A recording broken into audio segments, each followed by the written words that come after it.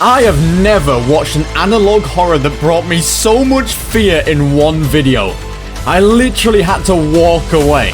Come see why. Alright, so this first one here is called Faces. Warning, the following footage may be disturbing to some audiences. I heavily doubt that because I'm a big, strong man. 6 months ago, police found 3 paintings stored away in an abandoned storage area, each titled after a recent murder.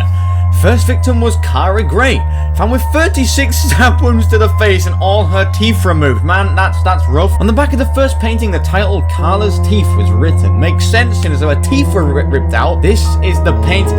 Oh my, that's just brutal, man. It's so brutal. Found drowned with 27 stab wounds in the precinct. It is literally like Connor, 27 stab wounds. A painting is titled Floating Jackie. This is the painting. They're all not it, are they? They're all not it at all. Last victim was James Miller, found with his face torn off and his wrist slit open. Dude, this is so rough. Autopsy showed that James was alive for several days without a face. Oh gosh. The third painting was named James' Secret Face. This is deep and dark. The painting. I don't like that. It's actually eerie. I don't like it at all. 2 months later, several more paintings were discovered. However, the titles of these paintings did not seem to be connected to any known cases at the time, but I bet they were, right? Oh my gosh, like, look, why is this a thing?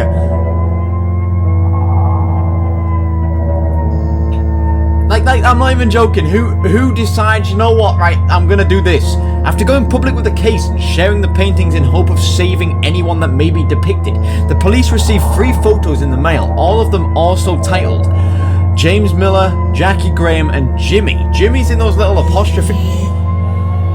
Oh my gosh, weird sound playing as well. James, Jackie, they're all looking a little, inhumane, one could say.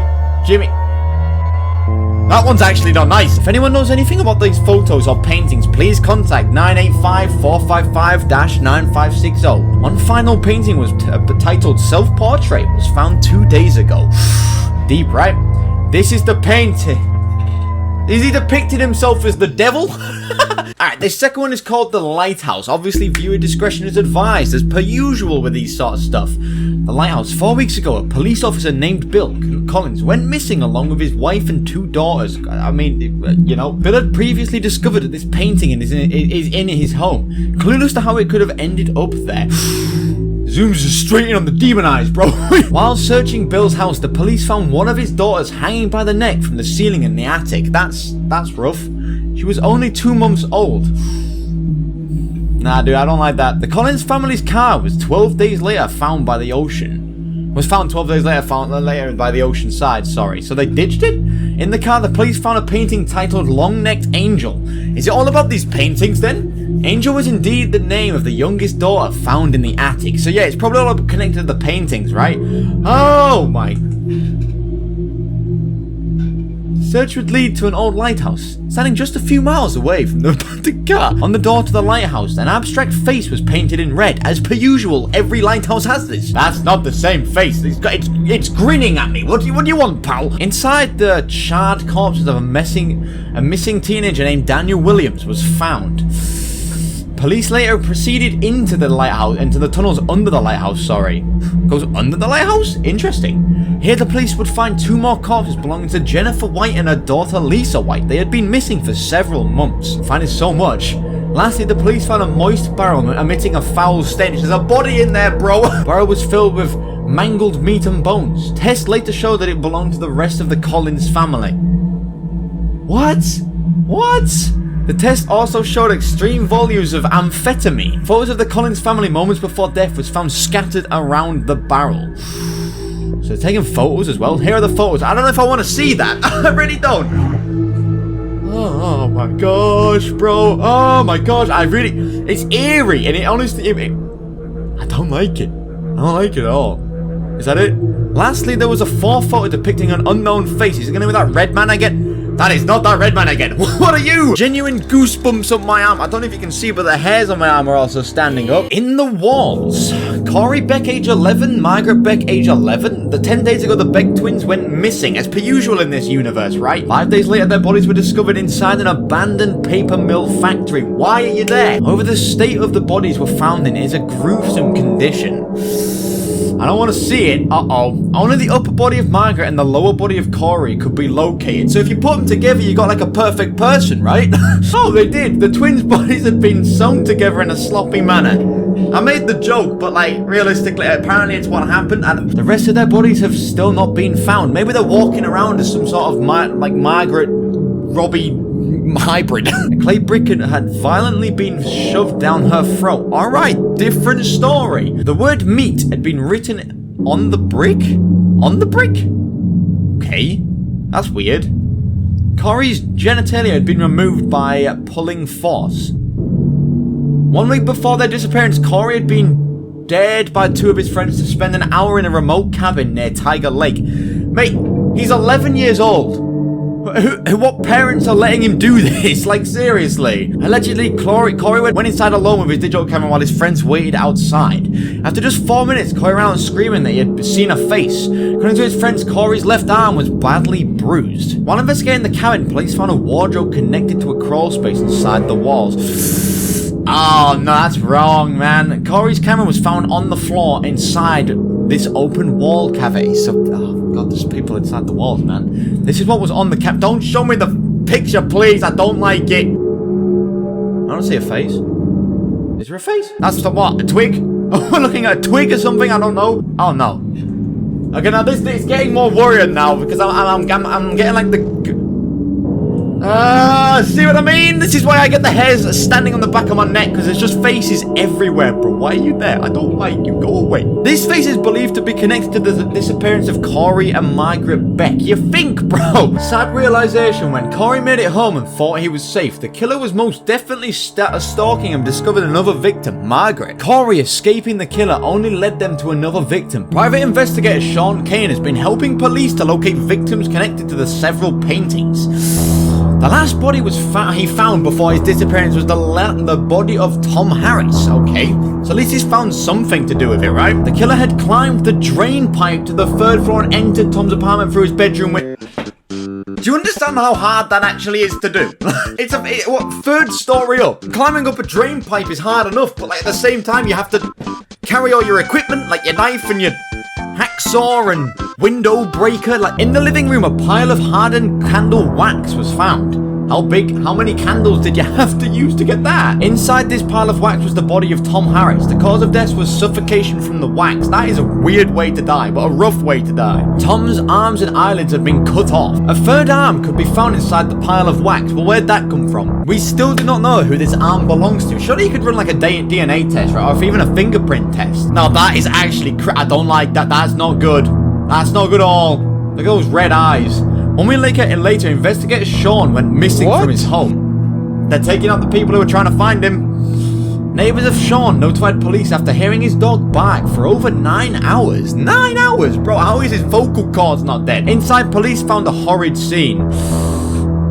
Uh-oh. Oh dear. The dog's legs had all been broken, although dehydrated and suffering, she was still alive. I hate that. Blood trails could be found leading from the bedroom to the kitchen. The only clue police could find was that Sean seemed to have deliberately painted the number 2 on the door frame with his own blood. Okay. When did he get time to do that? It was the kidnapper just like having a cup of tea in the other rooms? Inside Sean's bedroom, police found a new titled painting clearly resembling Sean.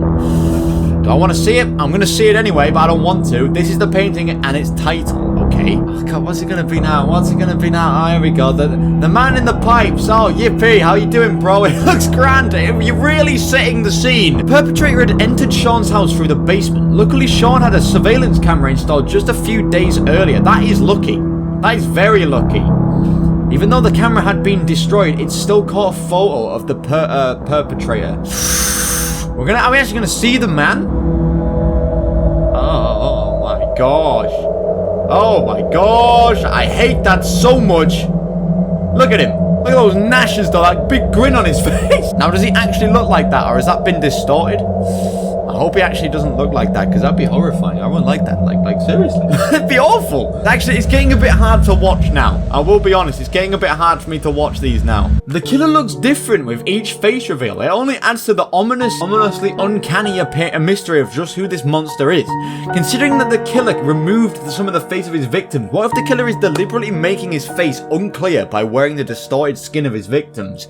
That is a very true and fair point, my friend Cherry Girl 404. That is a very clear point that I did not realize at all. Victims. Oh, it's witness, sorry. Hang on. Where did I get victims from? 3 days ago, Tina Rosenberg was reported missing along with her boyfriend and younger sister. Her boyfriend, Jack Stryker, wanted to take Tina on a South Coast road trip for her 20th birthday. Hey, what a guy. Jack, Tina, and Flora. We got all 3 of these people's names. Jack's car was found 2 days later in the woods. There were signs of a struggle inside the car. How strong is this murderer? Like, is he just like Batman? Does he have all these gadgets and stuff? There was also a painting, all as per usual.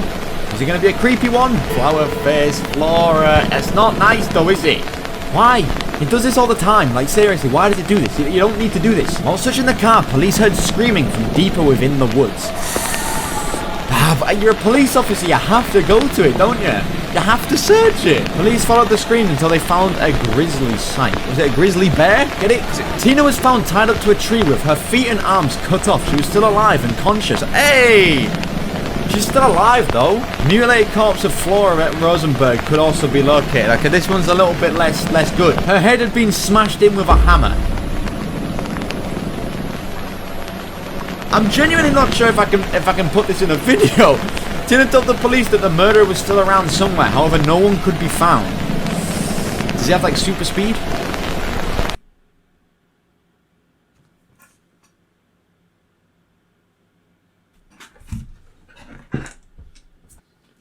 Genuinely thought I heard someone in my house. I didn't though. After escorting Tina from the scene, the police returned to the car and also found another painting. So he'd done a big loop then? The painting had just been put there, the title Long Jack, and had hastily been written on its back. Was it in blood though? It looks demonic. This one's less creepy, I will be honest. This one's alright. It reminds me of that mimic character that me and Zach played. Like, Jack is still not being found. I think Jack's gone. Jack had hit the road with Jill. In Tina's own words, this is what happened that night. Oh dear.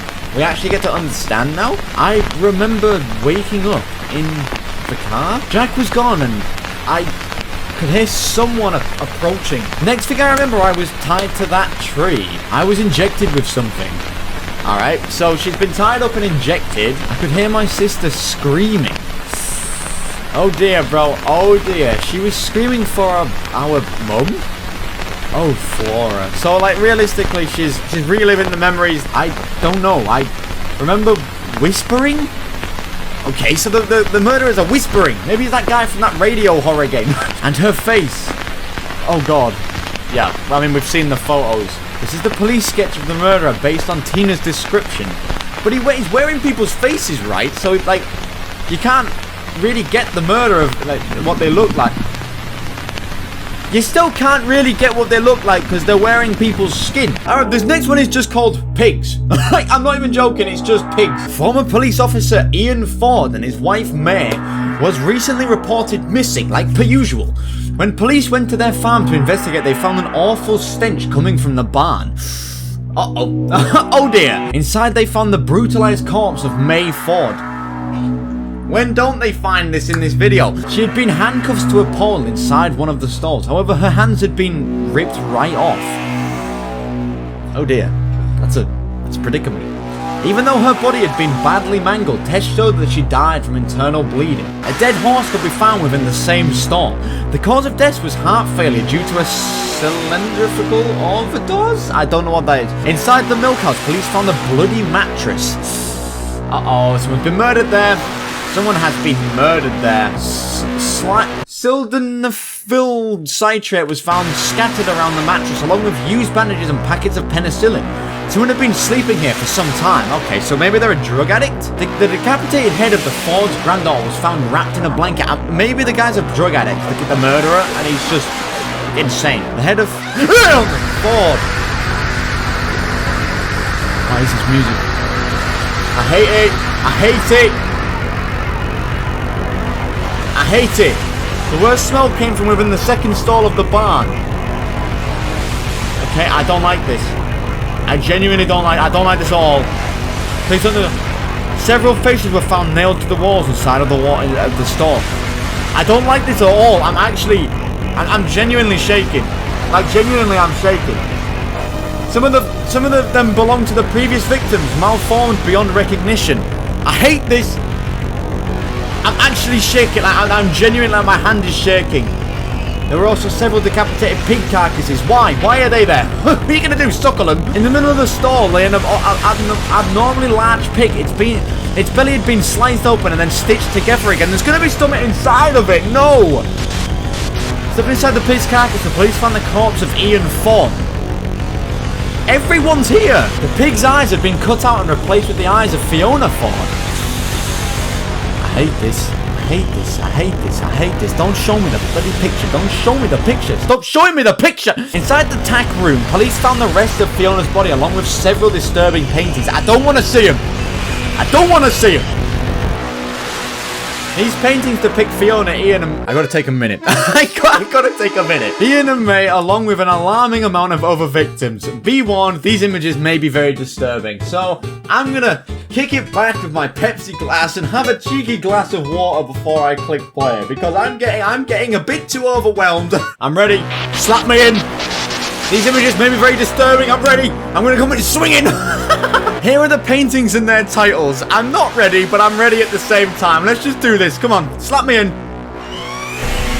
Okay. One's okay. Wet Skin George. Ian the pig. But I'm not even going to read these out anymore. I'm just going to... You know who these people could be? Please contact them the same number. Replayed over and over and over again. My gosh, a heavily damaged tape was found in the mud outside the barn. Repair it now so we can understand what's going on, please. Even though the tape was almost completely destroyed, police were able to recover some of the footage. Are we actually going to get to watch a video here? Woo! Maybe. This was what was on that tape. Okay, this bit might get creepy. I'm excited, but no. Oh my gosh. Oh my gosh, I hate it. I hate this. Hey buddy, how you doing, pal? You're just lingering around in the slow...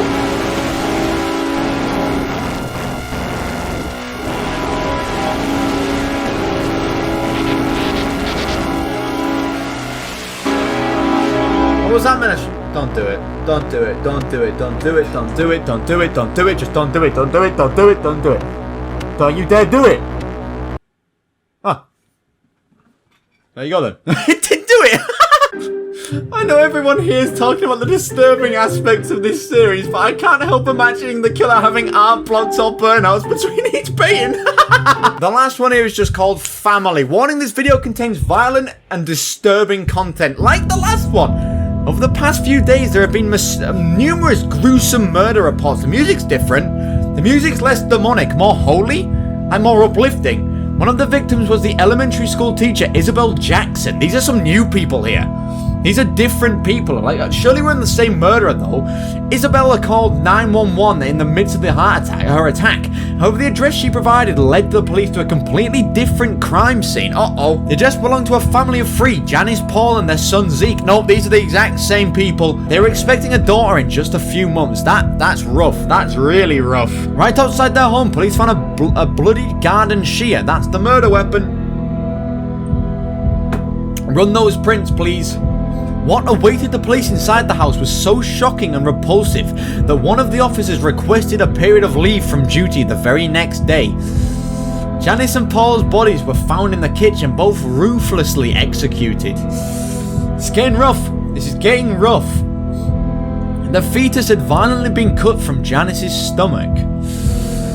Buddy, why? Who's messed up this bad? Janice was then strangled to death with the umbilical cord. How rough can one man be? Paul was found dead a few feet away from Janice, tied to the kitchen counter with his mouth sewn shut. Inside the house there was also a painting. Its title had been painted over except for the words pipes. Like the guy, the head in the pipes, the detective, right? It's the detective guy. This is the painting. I mean, it's got the similar style to the guy in the pipes, right? His eyes went red when it shut down there. Police later managed to track down the real address of Isabel Jackson, though they were too late. Oh, buddy, why is everyone always too late in these things? The headless body of Bruce Jackson was found right by the open front door. He had been stabbed in the chest 7 times. Good lord. A bit overkill, but where one would expect to find his head, a painting lay in its stead. It was titled Infinite More Bruce, sorry. Okay, this is the painting. Oh great, that just looks grand. It kind of looks like a deformed banana. Isabel was found murdered inside the bathroom. The lock to the door had been completely destroyed by a hammer drill. A hammer drill? Isabel suffered multiple skull fractures and a hole was drilled directly through her frontal lobe. A rolled up note had been put inside of the hole. Okay, I was gonna say I always come back. I live where I can't breathe and I eat without teeth. What am I? I don't know. Cockroach? Is there an answer to that? Nope. A pivotal clue emerged at the crime scene, unraveling new possibilities in the investigation. That's good. The presence of 2 sets of footprints in the blood suggests that there was more than one culprit. There we go. There we go. That's confirmed that there's 2 now. The police now firmly believe that whoever's behind these paintings and murders does not work alone. Neither do I. As for why Isabella gave the address leading to another murder scene is still a mystery. Mystery? Isabel's 911 call stands as one of the most disturbing calls ever recorded. I don't want to hear it. Apparently I'm going to hear it. Okay. Here we go. Is it max volume? Okay. Okay, now, what's the address? Uh-huh. Redacted, fair enough. We don't want to be hearing their address. Oh, okay, the police are on their way. Right. Maybe you want to be a bit more quiet, love. Like, so they don't know you're there. I locked myself in the bathroom. Okay, good. Uh-oh. Are you able... Do you know they're there? Yes, please. Okay, ma'am, the police are on their way. I need you to stay calm for me, okay? It's not. What's your name? Isabel Jackson. Okay, Isabel, do you have anything to defend yourself with? Oh my God. I don't like it. I don't like it. I don't like it. I don't like it. What? Isabel, do you have anything to defend yourself with?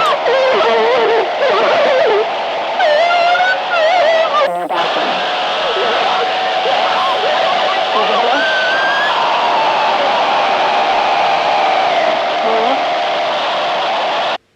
Isabel? Good lord. Good lord. That was like some of the most disturbing audio I've ever heard, and that's the end of the video. Well guys, that was an analog horror series by Urban Spook. Honestly speaking, it was very disturbing in like a very bizarre way, because you never see like the murders happen. All you see is the images, which let your brain fester on what could be and what is happening in the world. However guys, that's it for today's video. If you enjoyed, how about leaving a like it, eh? Maybe stick around and subscribe, you never know, it could be fun. Other than that guys, I'm going to clear off your screen now. Have a safe night.